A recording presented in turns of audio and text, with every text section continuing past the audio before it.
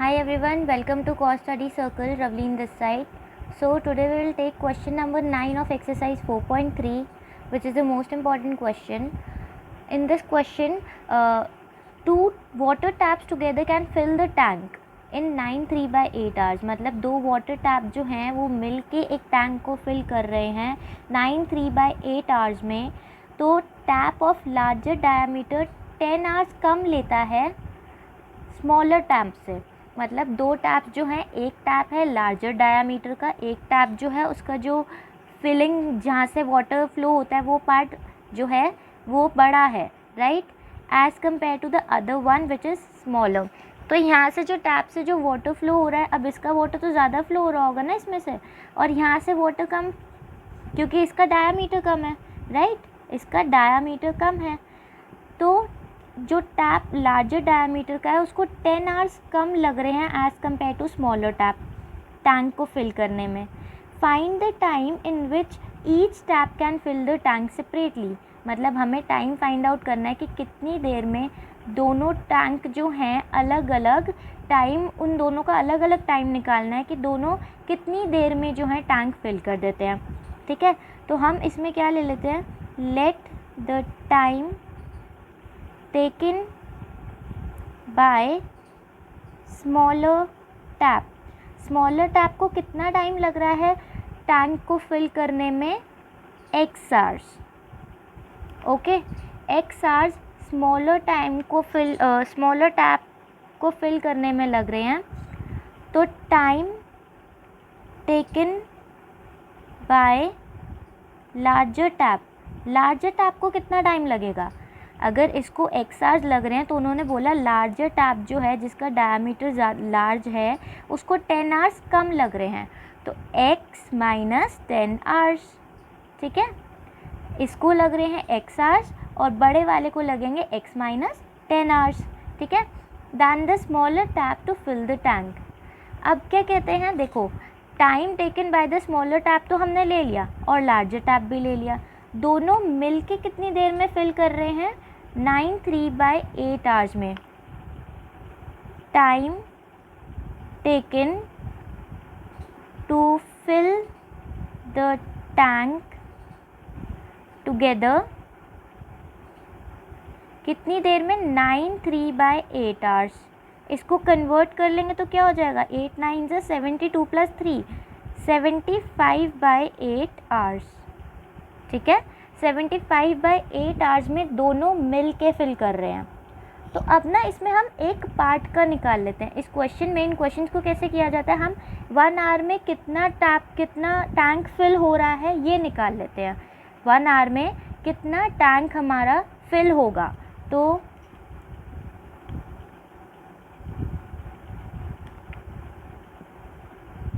Amount of water flows in 1 hour. 1 hour में कितना water flow हो रहा है from smaller tap, smaller tap से कितना वाटर फ्लो हो रहा है 1 hour में. 1 hour में हमारा कितना वाटर फ्लो होगा, अगर x hours में पूरा टैंक फिल हो रहा है तो 1 hour में 1/x पार्ट फिल होगा, राइट. x hours में हमारा पूरा जो टैंक था वो फिल हो जाता था. ये हमारा पूरा टैंक है, ये x hours में पूरा फिल हो रहा है. तो 1/x में 1/x पार्ट इसका फिल होगा 1 hour में. ठीक है, हमने यहाँ पे इसका एक पार्ट निकाल लिया. अब ऐसे क्वेश्चंस को हम 1 hour की फॉर्म में ही करते हैं. ठीक है, हमने इसका एक पार्ट निकाल लिया विच इज़ 1/x. अब amount of water flows in 1 hour from larger tap. Larger tap से कितना पानी फ्लो होगा, कितना अमाउंट ऑफ वाटर फ्लो होगा 1 hour में. तो 1/, कितना टाइम लग रहा है उसको, x माइनस 10. तो यहाँ पे 1/x माइनस 10 पार्ट फिल होगा 1 hour में. ठीक है, हमने 1 hour में कितना पानी फ्लो हो रहा है ये निकाल लिया. तो together taps can fill the tank, दोनों टैप्स मिलके 1 आवर में कितना वाटर फिल करते हैं? Together taps can fill the tank in 1 hour. 1 hour में कितना वाटर फिल करेंगे? हमारे पास है 75/8 आवर्स में वो पूरा टैंक जो है वो फिल कर देते हैं। तो 1/75/8 आवर्स में 8 में जो है वो 1 आवर में इतना पार्ट फिल करेंगे। ठीक है, दोनों मिल के 1 घंटे में कितना पार्ट फिल करेंगे? 1/75/8 विच बिकम्स 8/75, राइट। ये ऊपर जाके रेसिप्रोकल हो जाता है इसका और ये हो जाएगा 8/75। तो हमने बेसिकली इस क्वेश्चन में क्या देखा कि हमें पहले तो कितना वाटर फ्लो हो रहा है हमने ये ले लिया, कितना टाइम में कितना पानी फ्लो होगा। x आवर्स में वाटर पूरा टैंक जो है वो फिल कर रहा है और लार्जर टैप जो है वो x-10 आवर्स में करेगा। दोनों मिलके 93/8 आवर्स में टैंक को फिल कर रहे हैं, ये भी हमें बता दिया गया। ठीक है, अब हमने निकालना है 1 घंटे में कितना पानी जो है वो भर रहा है टैंक में, कितना अमाउंट ऑफ वाटर फ्लो हुआ इन 1 our from smaller tap which is 1/x। x hours में अगर पूरा फिल कर देता है तो अमाउंट ऑफ वाटर 1/x हो गया। ऐसे ही कितना पानी फ़्लो हुआ 1 आवर में लार्जर टैप से विच इज़ 1/x-10। दोनों ने मिलके 1 आवर में कितना पानी फिल किया? 8/75। अब ये जो टाइम हमें दिया है ये 1 आवर का निकाला हमने, राइट। अब अगर ये 1 आवर का निकला है तो दोनों मिलके भर रहे हैं ना 1 आवर में इतना। ठीक है, हमने ये पूरा पार्ट जो निकाला है ये 1 आवर के बेसिस पे निकाला है। तो ये हो गया 1/x, मतलब स्मॉलर टैप ने प्लस लार्जर टैप ने 1 घंटे में कितना पानी फिल किया? 8/75। ठीक है, दोनों ने मिलके भरा है 1 आवर में, तो ये भी 1 आवर की प्रोपोर्शन में ही है, ये भी 1 आवर की प्रोपोर्शन में है। 1 आवर में स्मॉलर टैप ने इतना पोर्शन पानी भरा, 1 आवर में लार्जर टैप ने इतना पोर्शन पानी भरा और दोनों ने मिलके 1 आवर में इतना पोर्शन पानी भरा है। ठीक है, तो अब यहाँ पे हम क्वाड्रेटिक इक्वेशन बना लेंगे। ये हो जाएगा x × x-10 और यहाँ पे x-10 plus x equals to 8/75। यहाँ पे प्लस हो रहा है x-10 plus x upon x square multiply हो जाएगा x² - 10x इक्वल्स टू 8/75। ये हो गया हमारा 2x। 2x - 10 upon x² - 10x is equals to 8/75। तो हमारे पास आ गया है 2x - 10 upon x² - 10x is equals to 8/75। ठीक है, अब हम इसको कर देते हैं क्रॉस मल्टीप्लाई।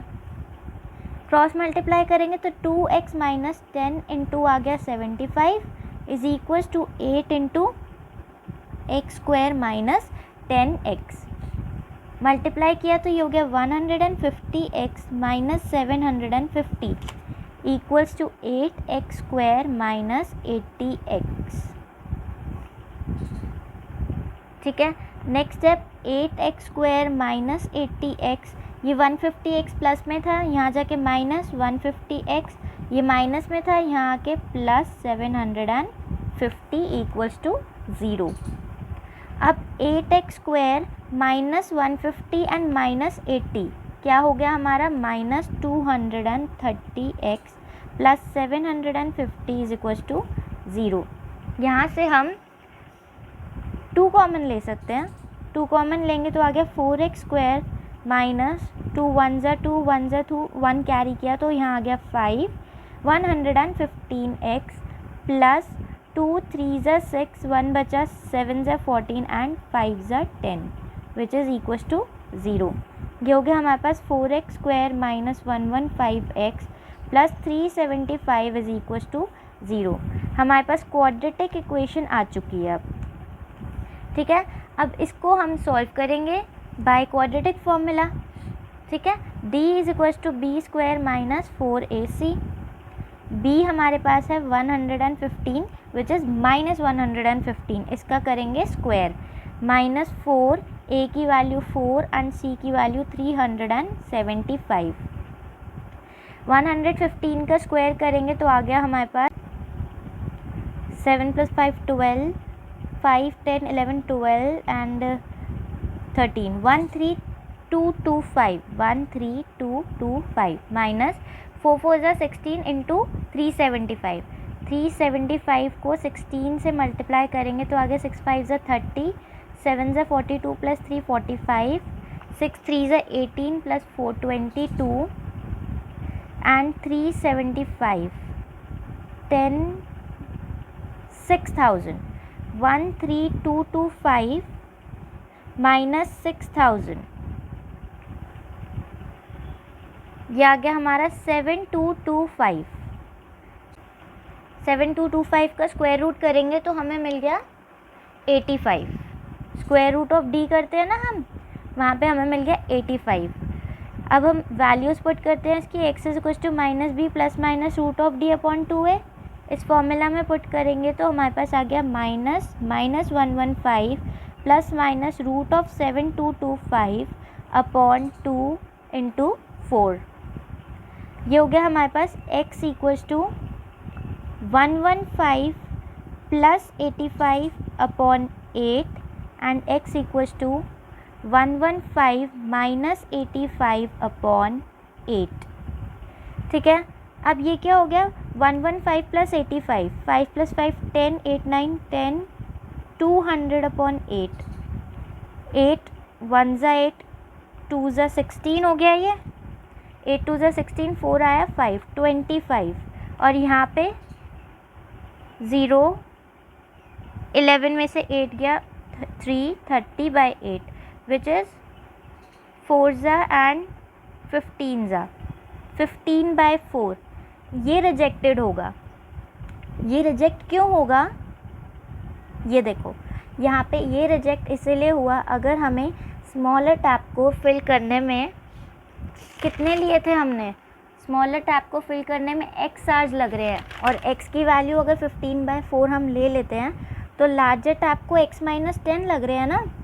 x - 10 अगर हम करेंगे तो 15/4 - 10 करेंगे तो ये आ जाएगा 15 - 40/4 which becomes negative, which is not possible. Time negative हो नहीं सकता, इसीलिए स्मॉलर टैप को टाइम लगा।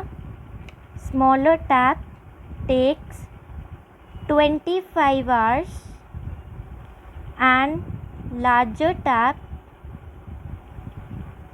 takes 15 hours। 15 hours कैसे हुए, 25 - 10। तो स्मॉलर टैप को हमारे लगे 25 hours, क्यों, क्योंकि हमने स्मॉलर टैप का लिया हुआ था x hours, ये रहा, ठीक है। एंड लार्जर टैप को x - 10 लग रहे थे तो हमने यहाँ पे लिखा लार्जर टैप का 25 - 10 विच इज़ 15 hours, ठीक है। और अगर आपको कोई डाउट हो तो कमेंट करना मत भूलना। Thank you.